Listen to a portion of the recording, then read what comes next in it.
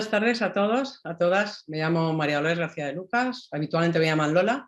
Trabajo en el Hospital Costa del Sol de Marbella, soy internista y desde siempre he sentido pasión por la diabetes, por los pacientes que tienen diabetes, que tienen complicaciones y muchas ganas de trabajar con ellos, de hacer equipo y hacer que las cosas vayan lo mejor posible. Muchas veces cuando el paciente llega a la consulta, lo primero que hacemos es leer el último análisis de sangre y de orina que nos han traído o pedirle un análisis de sangre y orina. Y hay veces que explicamos poco los parámetros que vamos analizando en esos datos que nos trae el paciente. Me gustaría compartir con ustedes qué es lo que más valoramos en esa petición de análisis que hacemos y qué significa cada uno de los parámetros que analizamos. Vamos a empezar por ver el índice, vamos a analizar estos parámetros de forma pormenorizada y espero que entendible para todos. ¿Qué queremos con el hemograma? Con el hemograma lo que queremos es ver cuál es la composición de las distintas células que tenemos en la sangre y sobre todo de la sangre de los glóbulos rojos, que son los que se encargan de transportar el oxígeno y la glucosa, y cuando están en una cifra normal no notamos nada en particular. Sin embargo, si están por debajo de lo normal, pues a veces podemos notar que tenemos cansancio, que nos duele la cabeza, que nos mareamos, etc.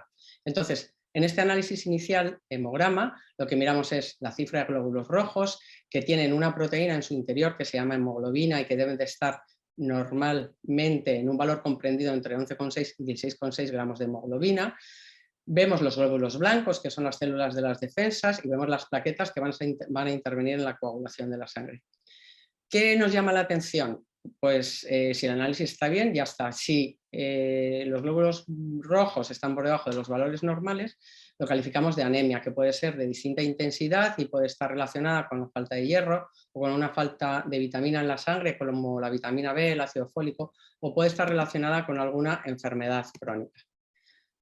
¿Qué es lo que... discúlpenme.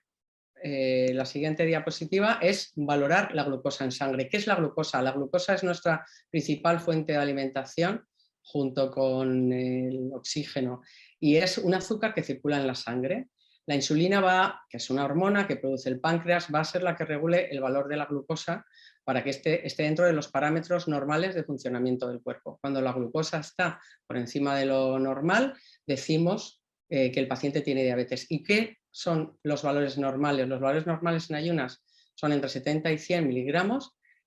Cuando miramos la glucosa 2 horas después de las ingestas deben estar por debajo de 140 en una persona que no tiene diabetes. Hay un paso intermedio entre la persona que tiene diabetes y la que no tiene diabetes, que se llama prediabetes.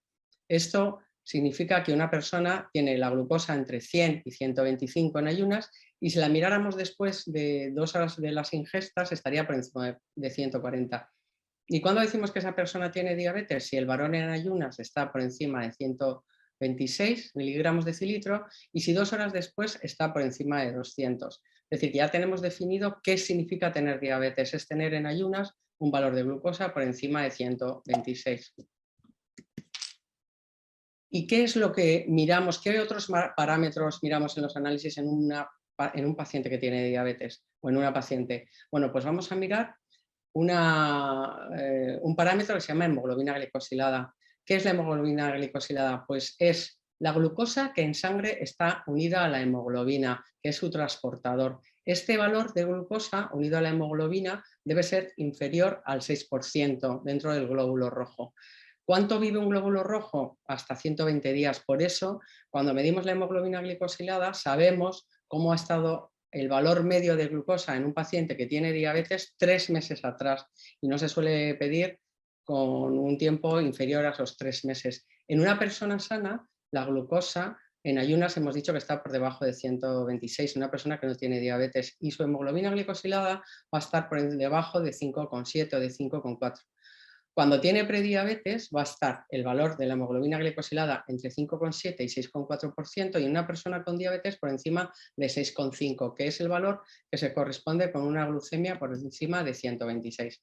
¿Para qué nos sirve esta hemoglobina glicosilada? Pues es el indicador que nos va a decir cómo ha estado el control de nuestra glucosa a los 3 meses de antes, cómo ha sido la respuesta al tratamiento de nuestra diabetes en ese tiempo en que hemos iniciado aparte de un estilo de vida adecuado, un tratamiento nuevo, y si también nos va a orientar en el sentido de saber si ese paciente tiene más posibilidades de desarrollar complicaciones a medio o largo plazo si su valor de hemoglobina glicosilada está constantemente alto. Como hemos dicho antes, este parámetro lo mediremos cada 3-6 meses.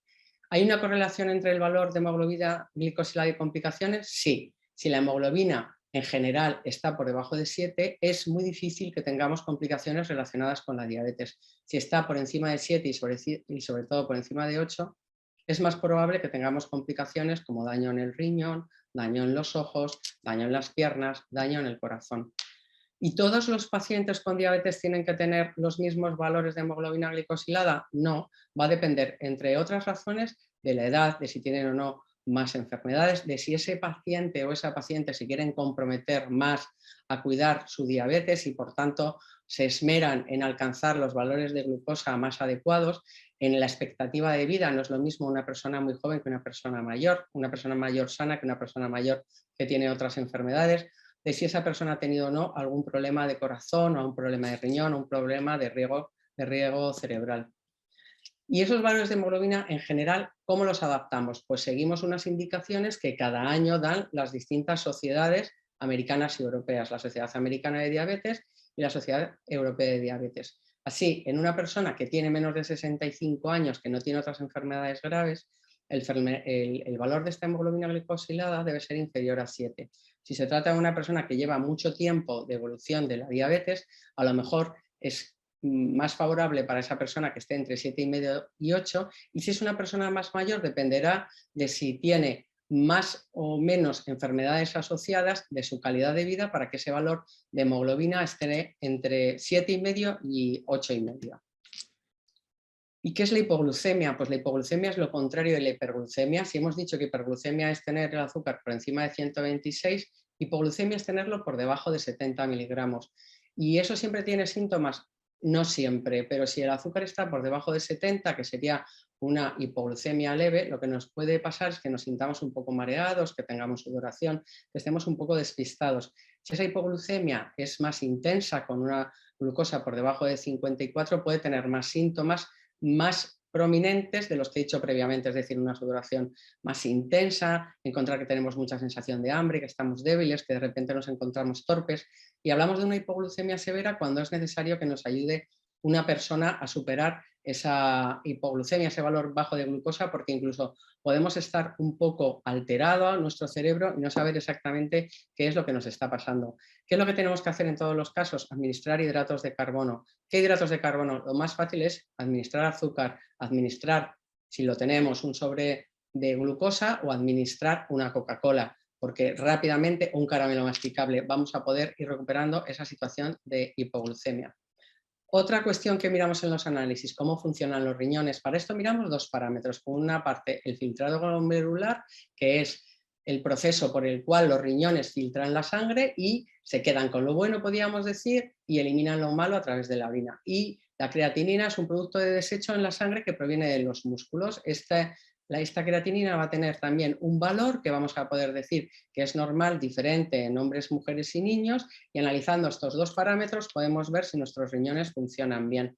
¿Cuáles son los valores normales de creatinina? En el hombre hasta 1,3 miligramos, en la mujer hasta 1,2 y en el niño hasta 1 miligramo. Y podemos influir sobre estos valores de de creatinina. Podemos influir. ¿Podemos influir de qué manera? Pues podemos influir cuidando mucho nuestra diabetes, bebiendo agua, cuidando el estilo de vida, comiendo bien, ingiriendo una cantidad de sal adecuada y comiendo como es debido y haciendo ejercicio. Hablamos de que es un paciente o de una persona puede tener una enfermedad renal crónica cuando este filtrado glomerular está por debajo de 60. Recordemos, puede mejorar si cuidamos nuestro estilo de vida y hacemos bien el tratamiento que nos ha indicado nuestro médico. Además, hay otro parámetro que miramos en cuanto al riñón, que es la albúmina. Es una proteína que normalmente no sale de la sangre, pero en una persona que tiene daño en el riñón por la diabetes se elimina a través de la orina, y eso quiere decir que ese riñón no funciona bien. ¿Y toda la albúmina que se pierde es siempre la misma? No. Puede ser una cantidad muy pequeñita, como es que el valor normal es 30 miligramos, que esté por encima de 30 miligramos, hasta 299, y si está por encima de 300 miligramos, eso quiere decir que la pérdida de albúmina es más grave. ¿Y esto también es reversible? Es reversible cuidando también nuestro tratamiento que nos ha indicado nuestro médico, haciendo un buen estilo de vida, una buena alimentación, ejercicio, controlando nuestra tensión, es decir, haciendo el tratamiento que hemos acordado con el médico para cuidar nuestra enfermedad. Nuestra diabetes, nuestra tensión, el estilo de vida y las medicinas, como decíamos antes. Otro parámetro importante que miramos en los análisis, el perfil lipídico. ¿Esto qué quiere decir? ¿Cómo están los distintos componentes de la grasa dentro de nuestra sangre? ¿Por qué son importantes? Porque están relacionadas con la arteriosclerosis y con el daño vascular en el corazón, en el riñón, en el cerebro, en las extremidades. Tenemos un colesterol que se llama HDL o que lo llamamos colesterol bueno, que conviene que esté elevado por encima de 35 miligramos en la mujer, por encima de 40 en el varón.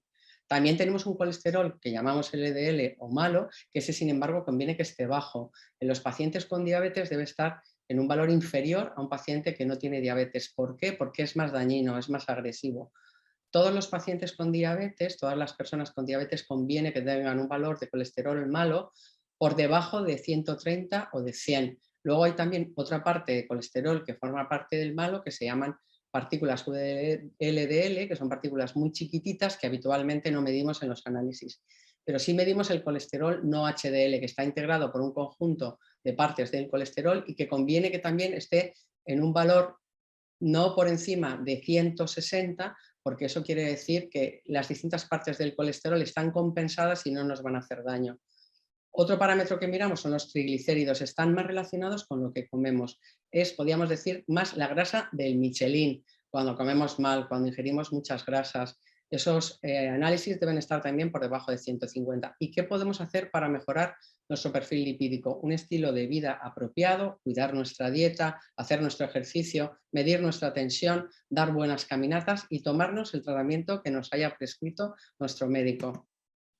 El perfil hepático también lo investigamos en los análisis porque es interesante. El hígado es como un pequeño laboratorio que fabrica distintas proteínas podríamos decir, de distintos órganos, de distintas estructuras que tenemos dentro de nuestro organismo, dentro de las células, dentro de las vitaminas, dentro del hierro. Él fabrica todos esos componentes, entonces conviene que el hígado funcione perfectamente. Además interviene en la síntesis de otras proteínas como el colesterol. ¿Qué es lo que nos interesa del perfil hepático en los pacientes que tienen diabetes? Medimos unas sustancias que forman parte de ese perfil hepático que se llaman transaminasas, que tienen que estar dentro de unos valores normales, como indicamos aquí. Eso quiere decir que ese hígado funciona perfectamente. ¿Cuál es la causa más frecuente en la diabetes de que un paciente, de que una persona tenga daño hepático? La grasa. Saben que muchas veces la diabetes se asocia al sobrepeso o a la obesidad. Ese exceso de peso produce una grasa que entre otros órganos se acumula fundamentalmente en el hígado y que puede hacer que el hígado enferme de forma crónica. ¿Cómo podemos combatir este daño hepático? Lo primero, yéndonos a nuestro peso, como siempre, llevando un estilo de vida apropiado tanto con la dieta como con el ejercicio.